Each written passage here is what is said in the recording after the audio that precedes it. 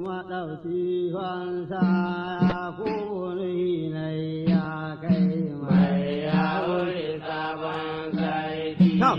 Sha'aibu maɗauki wansa kuri na ya kai ɗan ya kubu dogon sarki in garma mai kyawun kallo. Da ganin ka tukur ya dawo. Allah shi maka kyawun karko abinda muka yi mawata mai ya wuri sabon sarki. Ka zama sarki ka ba shi haushi na yanzu gaggaki ton giwa. Rika ba gosai madi mai ya wuri sabon sarki. Na san ba a haye ma barbi. Ka tashi ga mai kankari mai sha'uri sabon sarki. Sha'aibu maɗauki wansa ya kubu nuni na ya kai. Gwamnati ta ce kai ta bayar saboda Allah kai ya zaɓo. Kada mutum ya yi ma barci a jaki ana kilima. Ya wurawa ne maka murna a bar shi na da ya dawo mai ya wuri sabon sarki. Zamanin tukur ɗan abudu komi ne kasan na yi. Bayan loka na dama domin zuri a taita mai ya wuri sabon kai na yarda tukur ya dawo da an ba mai tara mutane mai wace mutane ne ba. Kai mutane ku ba jayya ku yarda da iko Allah, Allah shi ka bayya ba shi.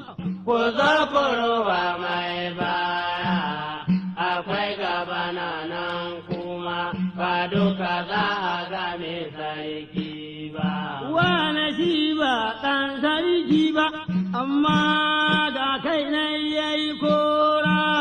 Zama da maɗaukin kanwa mai yauri sabon sarki. Ku ɗan sarki na yi mafariki, an ce man sarkin nan, wadda ya yi tsawo yan miƙe. Sai ya yi dogayen shekaru, shekwate tamanin shi ɗaya, shama kuna kallo na wasa ka yi tsaye bakin garka. Allah shi maka kyawun ƙarko, abinda muka yi mawata. Sarkin babu sau da tiyo, malamin shehu abokin sarki. Ina maganan motata da mun kai domin sarki. Sarkin fawa ya ban mota domin bago ya baya.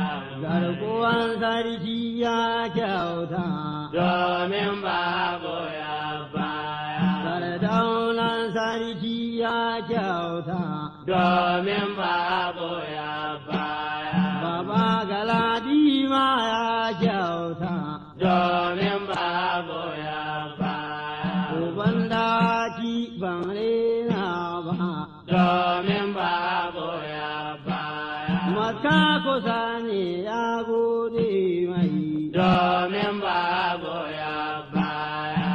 Dukuran sarki ya kyauta domin bago ya baya.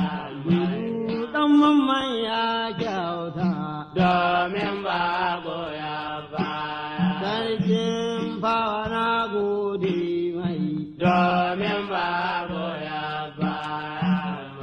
Ya wuri sabon sarki. Sha'aibu maɗauki wansa ya bugu nuri na ya kai. Allah shi maka kyawun ƙarko abinda muka yi mawata. salati in garki ya kyauta, domin babu ya